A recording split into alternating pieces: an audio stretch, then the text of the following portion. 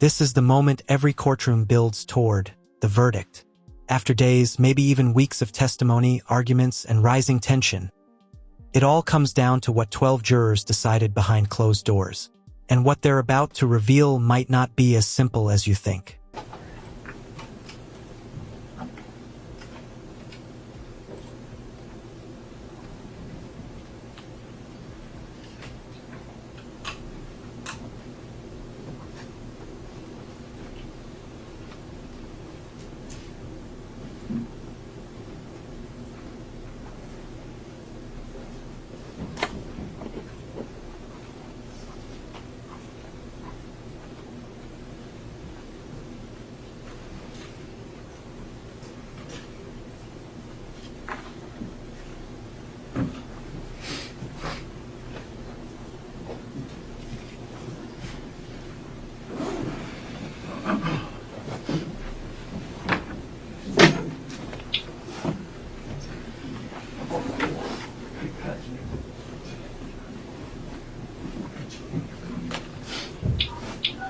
You are unmuted.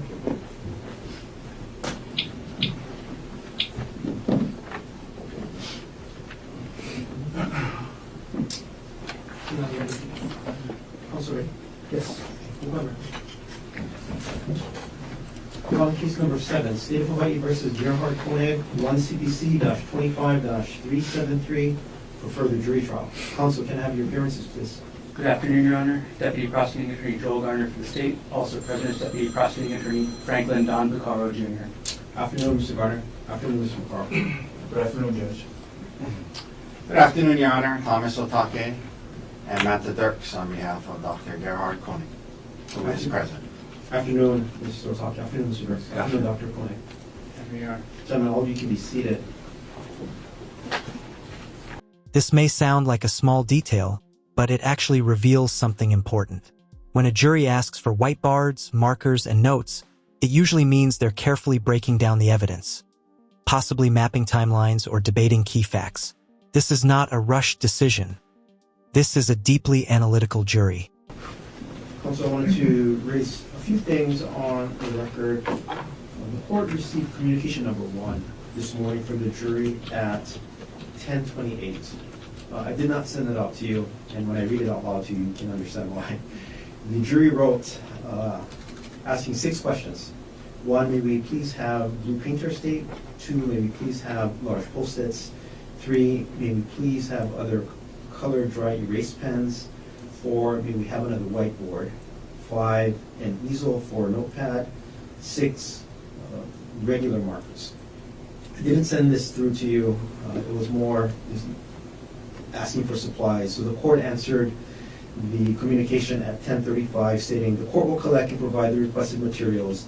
The additional whiteboard may be difficult, but we will look for one or a suitable substitute.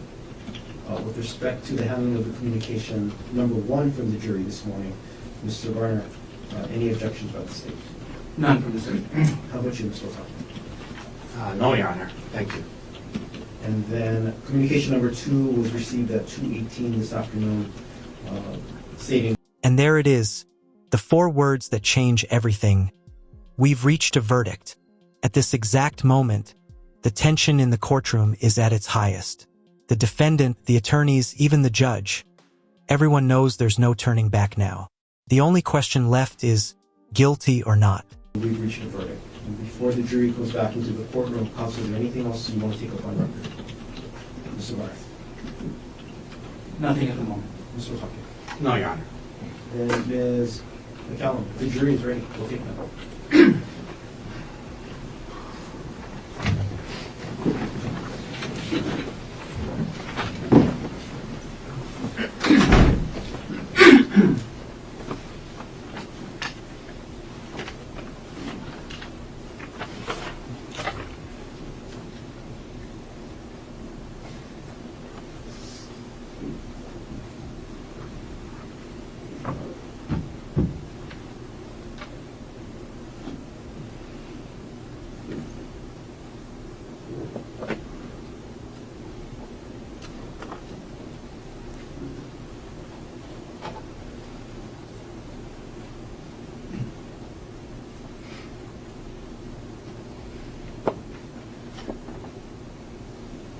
rise for the jury.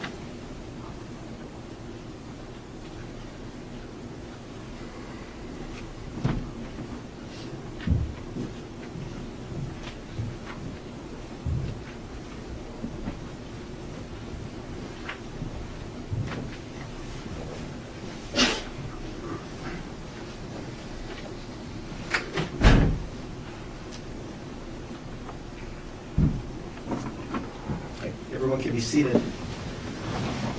Jury is now in the courtroom. Can the foreperson of the jury please stand and state their name? Jury number 9, Makoto Atkins. Ms. Atkins, good afternoon. Has the jury reached a verdict in this case? Yes, Judge, we have. And did you sign and date the verdict form? Yes. Can you leave it in the manila folder? Ms. McCallum will come and collect it from you. Ms. Atkins, you can have a seat. Thank you.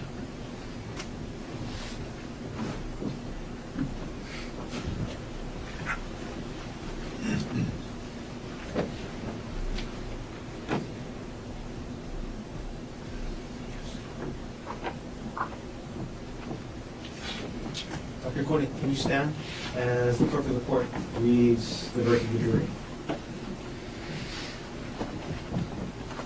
Did you catch that? Not full manslaughter, but attempted manslaughter under extreme emotional disturbance. That's a critical distinction. Legally, it suggests the jury believed the defendant acted under intense emotional pressure rather than clear intent to kill. It's still a conviction, but it tells a very different story. Case number 1 CPC-25-00000373, State of Hawaii versus Gerhard Konig. We, the jury in this case, finds the defendant guilty of attempted manslaughter based upon extreme mental or emotional disturbance, dated 4/8/26 by the foreperson. Gentlemen, you can be seated. Ladies and gentlemen of the jury, I'm going to call you by chair number, not by name, but by chair number, and I'm going to ask that you answer out loud either yes or no. If you agree with the verdict that was read out loud here in court, you would answer yes. If you disagree with the verdict that was read out loud in court, you would answer no. Starting with chair number 1. Yes. Chair 2. Yes. Chair 3. Yes. Chair number 4. Yes. Chair number 5. Yes. Chair number 6. Yes. Chair 7. Yes. Chair 8. Yes. Chair number 9. Yes. Chair 10. Yes. Chair number 11. Yes. Chair number 12. Unanimous. Every single juror agreed. That's powerful. It means no one had enough doubt to oppose the final decision. But here's something to think about. Do you agree with this outcome? Or do you think the emotional disturbance argument led to a lighter verdict than expected? Thank you very much, ladies and gentlemen of the jury.